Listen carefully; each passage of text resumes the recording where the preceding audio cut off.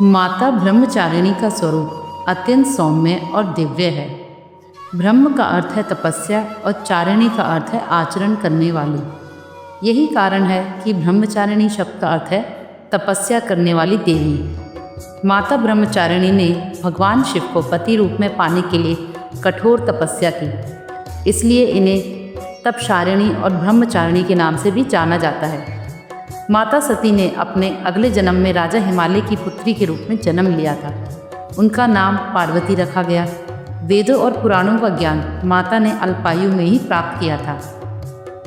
उन्हें अपना पहला जन्म याद आने लगा और नारद मुनि के कहने पर उन्होंने भगवान शिव को फिर से पति रूप में पाने के लिए कठिन तपस्या करने का फैसला किया। माता पार्वती ने बिना किसी को बताए घने जंगलों में अकेले तपस्या शुरू की।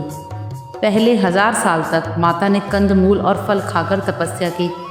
फिर उन्होंने बेल की पत्तियों को खाना शुरू किया और अंततः 3000 साल तक सिर्फ सूखे पत्तों को खाकर तपस्या की। आखिरकार उन्होंने सूखे पत्ते खाना भी छोड़ दिया और सिर्फ वायु पर निर्भर रहने लगी। इस कठिन तपस्या के कारण उन्हें अर्पणा कहा जाता था, जिसका अर्थ है वह जो बिना पत्तों के रहती है।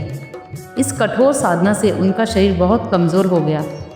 उनकी इस घोर तपस्या को देखकर देवता भी अचंभित थे।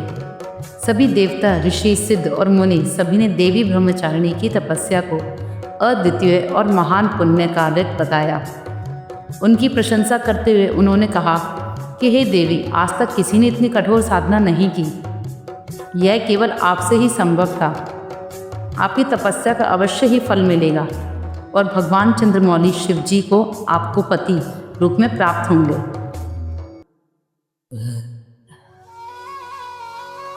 भगवान शिव माता ब्रह्मचारिणी की तपस्या से प्रसन्न होकर स्वयं प्रकट हुए।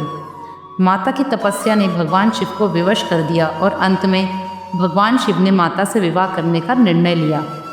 नारद मुनि ने माता को यह शुभ समाचार दिया कि उनकी तपस्या पूर्ण हो गई है और भगवान शिव से उनका विवाह निश्चित हो गया है।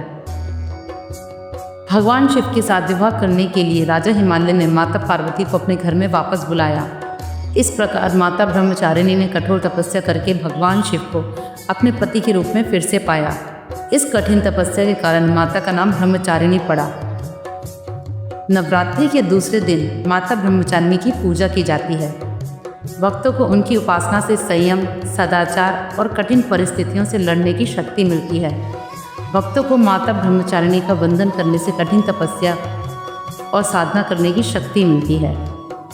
आशा करती हूँ आपको ये आज की कथा ज़रूर पसंद आई होगी।